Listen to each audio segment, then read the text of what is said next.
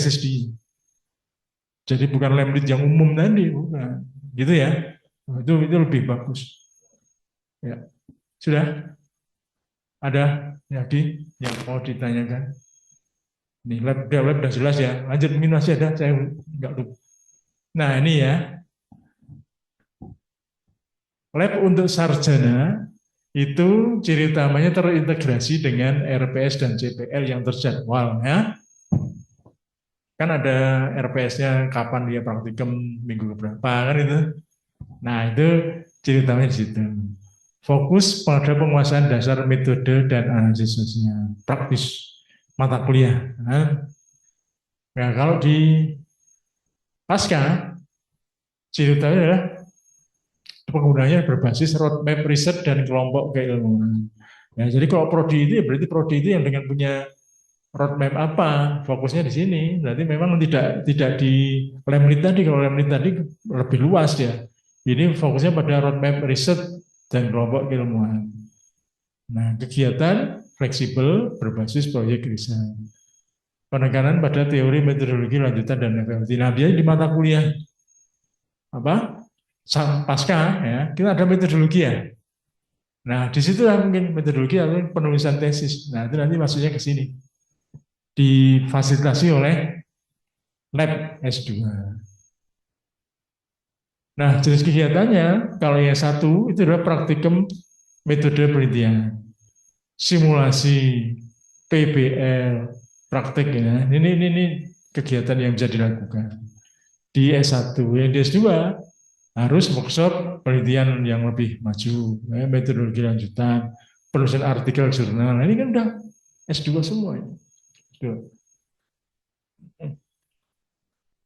Outputnya di sini hanya laporan praktikum, mini riset, atau mungkin produk MBKM atau policy memo. Ya. Di sini outputnya bisa artikel jurnal, entah Scopus atau policy brief atau tesis disertasi. Jelas ya, jelas berbeda ya untuk pasca dan sarjana. Lanjut, ada. Nah, ini terkait dengan kepala labnya. Kalau kepala lab S1 itu bisa pakai dosen prodi. Nah, yang lab S2 itu asosiat LK ya, LK atau profesor. Pengelolanya di S1 bisa koordinator dan asisten mahasiswa. Kalau S2 itu riset koordinator. Laporan tidak wajib, tidak harus ada. Kalau nggak ada laporan gimana? Nggak apa-apa. Kemarin sudah dibilang sama Pak Muluk ya. Jadi nggak wajib ada laporan. Mahasiswa ini adalah peserta praktikum kalau S1, kalau yang S2 dia peneliti aktif terkait dengan tesisnya. Terus, ini beberapa contoh ya. Nah, ini contoh lab S2, S3 ya. Contohnya Computational Social Science Lab University of Sydney ya, melayani mahasiswa master dan PhD. Fokusnya riset data sosial dan publikasi nasional. Mungkin dia fokusnya ke situ, outputnya artikel jurnal reputasi. ANU Policy Evaluation Lab sama ya. Ini contoh-contoh aja. Lanjut, masih. Nah, banyak perguruan tinggi tidak memisahkan secara kaku lab S1 dan S2, tapi menggunakan model bertingkat boleh. Ya. Level 1 teaching lab, level 2 research lab, level 3 advanced research lab. Mana posisinya silahkan. Lanjut. Laporan tidak wajib ada. Dah, deh. Kalau ada ya bagus, kalau enggak harus. Terus, udah ya. Sudah, saya kira ini cukup. Mungkin ada yang mau dibahas di sini. Baik, terima kasih. Kalau tidak ada SOP yang saya kirim Bapak ya. Dikirim ke dia supaya bisa dimunculkan. Itu dari perguruan tinggi lain contoh SOP. Pak Tikno sudah tak kirim ya.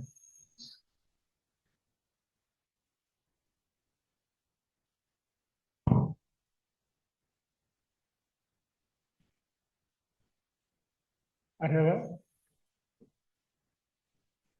Oh.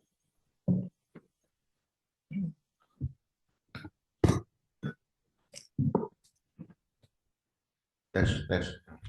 Baik, Bapak dan Ibu sekalian, sambil menunggu contoh SOP yang mau ditayangkan, barangkali ada yang mau ditanyakan atau diperjelas kepada narasumber, dipersilakan baik yang offline maupun yang online. Yang online barangkali boleh dilihat. Oh, yang offline dipositi dulu ya. Sambil nanti tolong dilihat, saya nggak buka online. Ya, silakan Bu Juni. Nggak dengar Bu, maaf. Yang di Zoom jadi nggak dengar ya. Yes.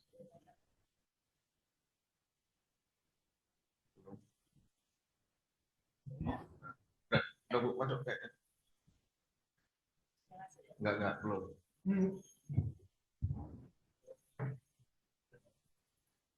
Mas Dika bantuin untuk mic. Ibunya sendiri. Terima kasih atas kesempatan yang diberikan.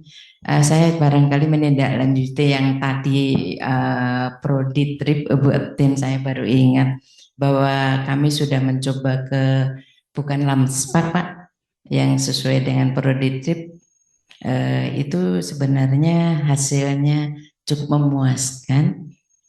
Gitu. Jadi barangkali kalau nanti usulan kami dipindahkan ke bukan Lamspa, begitu barangkali bisa nih Pak ditindaklanjuti.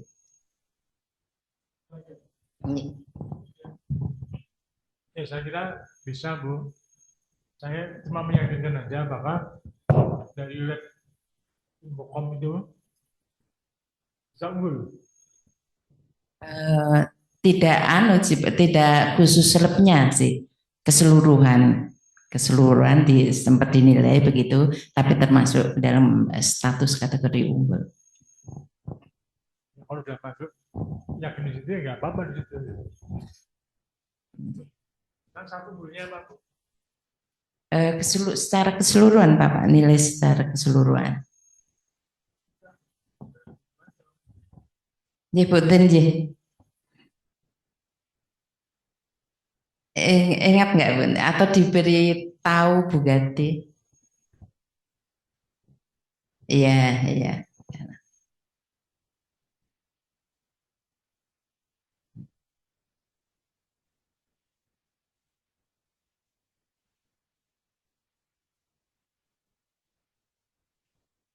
Apa Bu Gati sudah bergabung ya? Belum ya.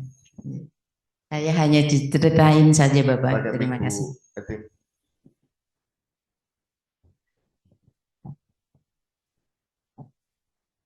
Pakai mic Bu Etim biar yang di online dengar. Sebelahnya ada mic satu lagi. Nah, jangan marah dulu, mic-nya nggak mau hidup nanti. Saya sudah memperkenalkan diri 2 kali. Kalau nggak salah di online ada Mbak Titis, waktu yang penjelasan Pak Lamsmedi atau apa ya yang asesor yang di Infokom ya Bu ya. Kebetulan waktu itu saya juga lagi dalam perjalanan gitu, jadi dengerinnya juga sambil lewat gitu. Tapi seingat saya sih beliau membandingkan juga dengan nilai yang kita peroleh terakhir skor gitu ya. Kemudian kalau untuk 3 tahun gitu kalau nggak salah unggul 3 tahun sih itu harusnya sih sudah bisa gitu. Cuma kalau mau unggul yang lebih ini lagi harusnya dilengkapi seluruh persyaratan sesuai persyaratan unggul gitu. Begitu kalau nggak salah waktu itu. Nah, ya.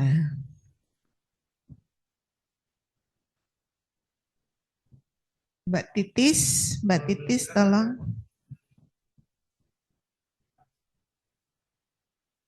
Tes izin, ya Bu.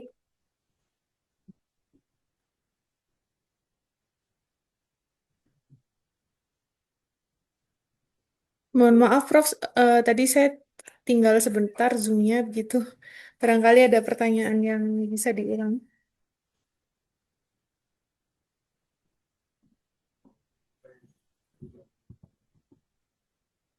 Nilai yang waktu itu simulasi untuk penilaian yang dari LAM Infokom, Oh, Mbak Titis, yang Skor waktu total ya.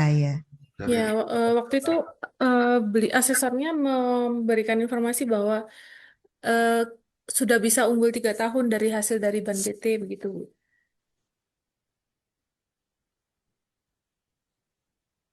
Kalau misalnya akan apa reakreditasi bisa jadi unggul 5 tahun juga nanti tergantung hasil dari reakreditasinya kan ada tambahan TS begitu Bu, waktu itu.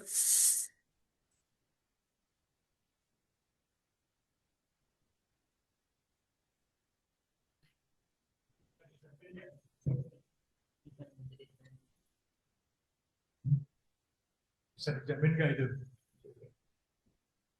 Waktu itu Pak, karena baru 1 kali ya Prof, di via Zoom juga. Waktu itu kami juga sudah menjelaskan kondisi di Proditrip bahwa untuk komposisi apa namanya dosen juga ya Pak bidang keilmuan.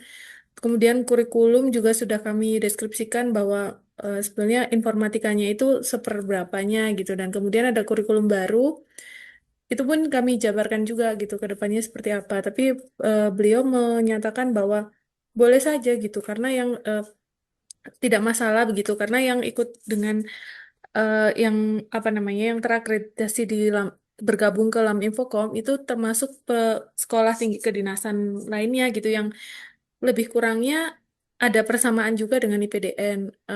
Terus Proditrip begitu Prof waktu itu. Tuh, tapi untuk lebih jauhnya kami belum sempat konsultasi lebih lanjut gitu. Cuma waktu di Zoom itu sudah kami sampaikan kondisi sebenarnya di Proditrip itu seperti apa dan beliau eh, tidak mempermasalahkan gitu. Menurut beliau bisa saja itu ke LAM Infokom gitu dan kami diminta waktu itu untuk bersurat supaya nama prodi kami itu masuk ke webnya cakupan LAM Infokom tapi di webnya waktu itu kan belum ada adanya di Lamspark bahwa dinyatakan masuknya ke LAM Infokom. Dan di LAN Infokomnya ketika kami cari belum ada. Nah, waktu itu hanya diminta bersurat dulu seperti itu.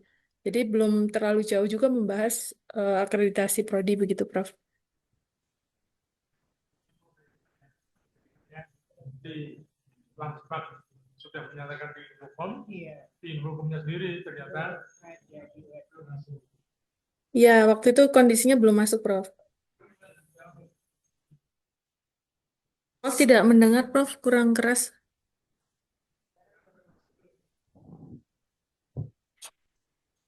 Tidak terdengar, Prof. sekarang sudah masuk belum? Sekarang kami belum mengecek ya, Prof. Karena terakhir dari institut dinyatakannya kami ikut Lamspak begitu. Jadi coba saya cek dulu ya, Prof. Ya, kalau harus ke Langspat lebih jelas tuh. Di Langspat ada di situ, cuma tinggal mengkonfirmasi Langspat masuk enggak itu kan? Betul, Prof.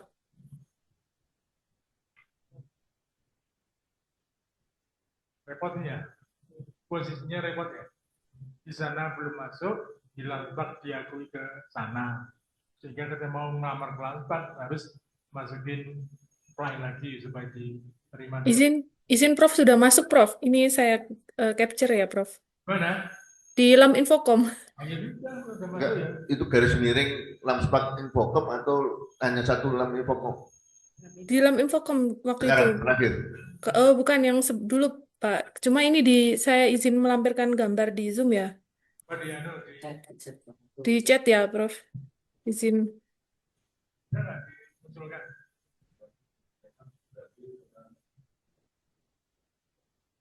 Nah, ini trip sudah masuk. Mana-mana. Berikut saya kirim ya, Prof, di Zoom. Di kolom chatnya, Prof. Buka, Mas.